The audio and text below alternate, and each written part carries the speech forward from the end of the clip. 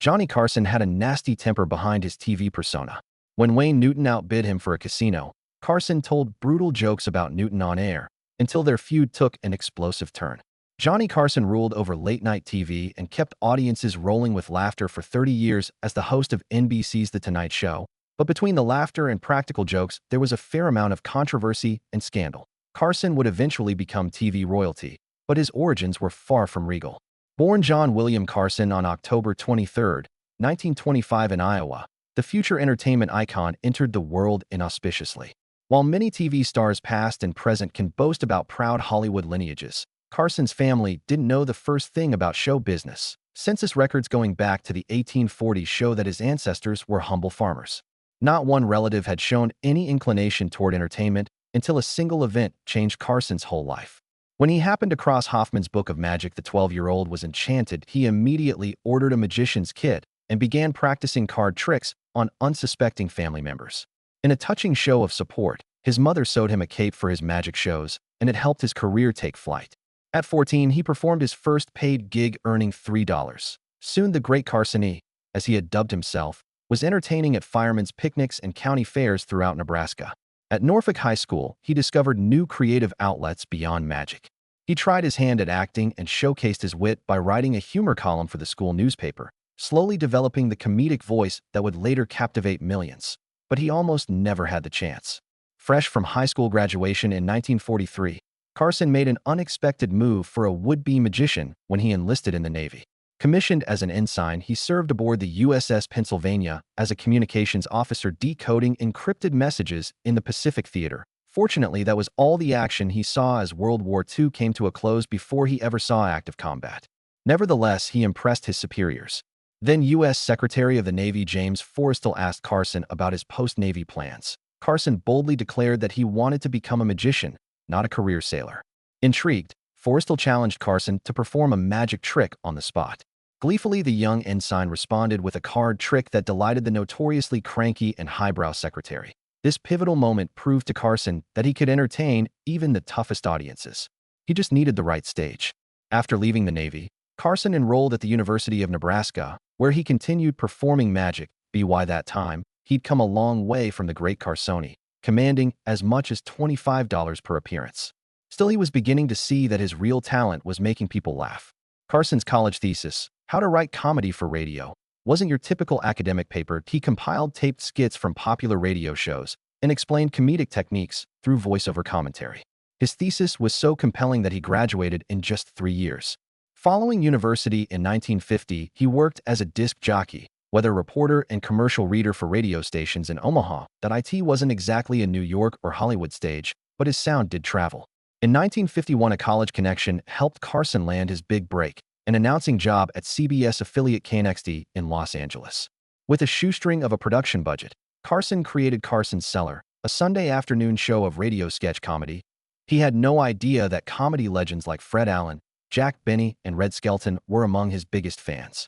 In fact, Skelton was so impressed with Carson that in 1953, he hired him as a writer for his show. Then fate thrust Carson into the spotlight. His breakthrough came courtesy of a backstage mishap in 1954, when Skelton accidentally knocked himself unconscious just 1 hour before showtime. Carson stepped in to fill the comedy legend's shoes with barely any notice. Relying on his natural instincts, Carson lit up the stage and had the audience rolling with laughter. CBS rewarded Carson's fill-in performance with The Johnny Carson Show in 1955. But the magic wasn't there. The half-hour program quickly burned through directors and writers. After just 39 painful weeks, the network pulled the plug on the program. Carson thought he'd missed his big opportunity, but he refused to give up. Borrowing money from his father, he relocated to New York, where he joined the prestigious Friars Club. There, his rapid-fire one-liners quickly impressed the show business elite and proved that his show's failure wasn't all his fault. Bigger things were still ahead. In 1957, ABC threw Carson a lifeline when they hired him to host the quiz show, Who Do You Trust? The 5-year gig wiped off the stain of his failed variety show and re-established him as a unique and entertaining television personality. More importantly, it brought him together with a crucial collaborator. At the height of his fame, Carson had one thing every good late-night host needs: a sidekick. And it all began on Who Do You Trust? When Carson discovered his ideal straight man, Ed McMahon, Their chemistry transformed the quiz show into the hottest item on daytime TV, but it was the primetime TV crown that Carson really wanted. When The Tonight Show host Jack Parr announced that he would be stepping down, NBC approached Carson with an offer he couldn't refuse. And on October 1st, 1962, Carson stepped into the spotlight to help kick things off. Some of Carson's first guests on The Tonight Show were the biggest stars of their day. A-listers like Tony Bennett, Mel Brooks, and Joan Crawford lent Carson their star power, but the first year's ratings were middling at best. Then Carson found his magic. He brought Ed McMahon along with him as his announcer, and it's a good thing he did. McMahon's booming introduction instantly became one of television's most iconic catchphrases. A nightly herald announcing the arrival of late-night royalty. Carson opened every one of his shows with a monologue packed with 16 to 22 one-liners, never more than 3 on the same topic by his specific instructions, followed by some sketch comedy, then guest interviews, and finally, musical performances. If that sounds familiar, it's because Carson pioneered the format that every late-night show since has followed, but no one quite had his flair. In addition to pioneering a new format, Carson had some quirks and gimmicks that no one else could follow. His phantom golf swing after monologues became his signature move, while recurring characters such as Karnak the Magnificent and Art Fern revealed Carson's comedic versatility. His conquest of late night was almost complete. Long before his meteoric rise to late-night dominance, Carson had married his college sweetheart, Jody Walcott. Even before their marriage in 1948, Walcott had served as Carson's magic assistant. They had 3 sons, but their happy family was just an illusion. Throughout their marriage, both Carson and his wife carried on affairs. Eventually, by 1963, they gave up pretending and called it quits. Before the ink on his divorce papers had dried, he tied the knot with Joan Copeland, a 30-year-old model and occasional actress. Their relationship lasted 7 years before ending in 1972. Copeland took the king of late night to the cleaners, walking away with nearly $500,000 and $100,000 annually in alimony, but Carson could afford it. By the mid-1970s, he commanded one of TV's biggest audiences and one of its heftiest salaries. At the time, Carson was earning the equivalent of almost $20 million in today's money. Just from The Tonight Show, by 1979, Carson was the undisputed king of late-night TV, except he didn't actually own his own kingdom. A heated legal battle between Carson and NBC broke out over the issues of pay and ownership. After a protracted dispute, Carson won his battle against NBC. In addition to getting a massive pay raise and reduced hours, he managed to negotiate ownership of the show, as well as its back catalog. On September 30th, 1972, during a glitzy celebration for the 10th anniversary of The Tonight Show, Carson stunned guests with the news that he'd gotten married earlier that day. His new wife was Joanna Holland, a 32-year-old model. The marriage lasted for more than a decade, an eternity by show business standards. But the lengthy and expensive divorce proceedings proved that, in the end, there was no love lost between the two. When the dust finally settled on their 2-year-long divorce case, Holland walked away with the equivalent of nearly $60 million in today's money. If Carson's previous marriages were brief guest spots, Alexis Mass was the featured act. The two wed on June 20th, 1987, and stayed together until Carson's death in 2005. In 1973, Carson caused a controversy when he invited Uri Geller, a flamboyant performer who claimed to have psychic powers, onto The Tonight Show. But Geller wasn't just there to bend spoons. He was walking into a carefully laid trap, courtesy of Carson and famed skeptic James Randi. To make sure Geller couldn't pull any fast ones on him or his audience, Carson secretly had Randi prepare all the props that Geller planned to use. The result was an uncomfortable and controversial hour of TV that as the props failed to work. Geller squirmed under the studio lights. Geller admitted that after this humiliation, he returned to his hotel devastated and nearly fled the country, believing that Carson had destroyed his career and his reputation.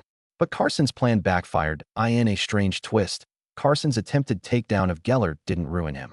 It made him. Geller's apparent struggles on The Tonight Show lent credibility to his claims, and the very next day, Geller booked a spot on the Merv Griffin Show. In 1980, Carson set his sights on buying the Aladdin Hotel and Casino in Las Vegas. However, at the last minute, entertainer Wayne Newton swooped in with a competing bid and won. Legend has it that Carson didn't take the loss well. So when media reports portrayed him as the loser in the deal, Carson unleashed a flurry of scathing jokes about Newton live on his show. Newton was not laughing. Years later, in a fiery appearance on Larry King Live, Newton let the world know exactly how he felt, calling Carson a mean-spirited human being.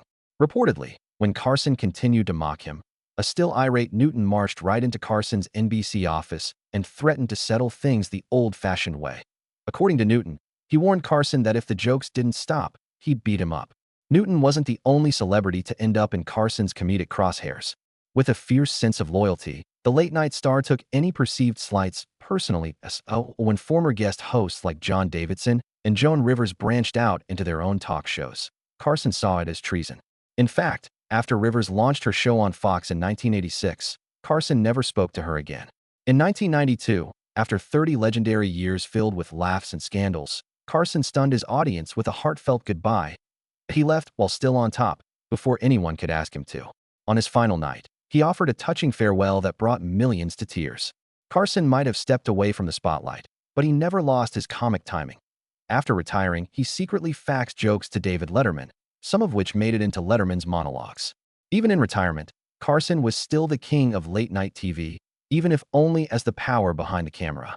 In his later life, Carson made very few public appearances and often turned down offers for cameos, interviews, and film roles. Then, quietly and peacefully from atop his late-night TV throne, on January 23, 2005, Johnny Carson succumbed to emphysema at the age of 79. The king of late night was gone, but his legacy still takes center stage. If you enjoyed this Tales That Tell video, give it a thumbs up and subscribe for more incredible stories. If you want to say and who we cover next, let us know in the comments. Thanks for watching, and we'll see you in the next one.